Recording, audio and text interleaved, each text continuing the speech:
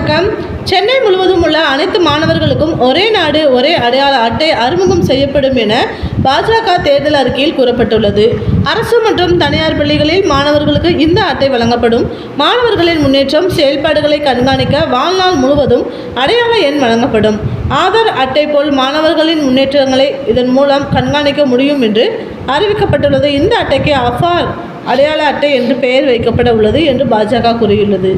ஆதார் என்பது 12 இலக்க தனித்துவ அடையாள எண் கொண்ட அட்டையாகும்.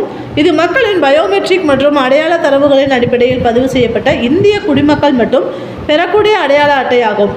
இந்திய அரசாங்கத்தால் ஜனவரி 2029 சட்டப்பூர்வ ஆணையமான இந்திய தனித்துவ அடையாள ஆணையத்தால் இந்த அட்டை தரவுகள் அனைத்தும் நிர்வகிக்கப்பட்டு வருகிறது.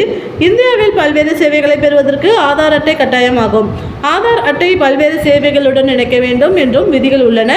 அரசின் நலத்திட்டங்கள் நேரடியாக மக்களை சென்று சேர்வதற்கான வசதிகளை ஏற்படுத்துவதற்கு வசதியாக, சேவைகளை கண்காணிப்பதற்கு வசதியாக, முறைகேடுகளை தடுப்பதற்கு வசதியாக இந்த ஆதார் அட்டை கொண்டு வரப்பட்டது. ஆதார் அட்டை ஜூலை 2014 அரசு அலுவலகங்களில் ஆதார் இயக்கப்பட்ட பயோமெட்ரிக் வருகை முறை அறிமுகப்படுத்தப்பட்டது. அதேபோல் பயோமெட்ரிக் முறை ரேஷன் கடைகள் தொடங்கி சிம் கார்டு வாங்குவதற்கும் வரை பல இடங்களில் அறிமுகம் செய்யப்பட்டது. பாஸ்போர்ட் வைத்திருப்பவர்களுக்கு ஆதாரை கட்டாயமாக்குவது குறித்து வெளியுறவு அமைச்சகம் சில நாட்களுக்கு முன் முடிவெடுத்தது. அதேபோல் ரேஷன் அட்டை, பிஎஃப் கணக்கு, வங்கி கணக்கு, பான் அட்டை, மின்சார சேவை என்று பல சேவைகளில் ஆதார் அட்டை கட்டாயமாகியுள்ளது.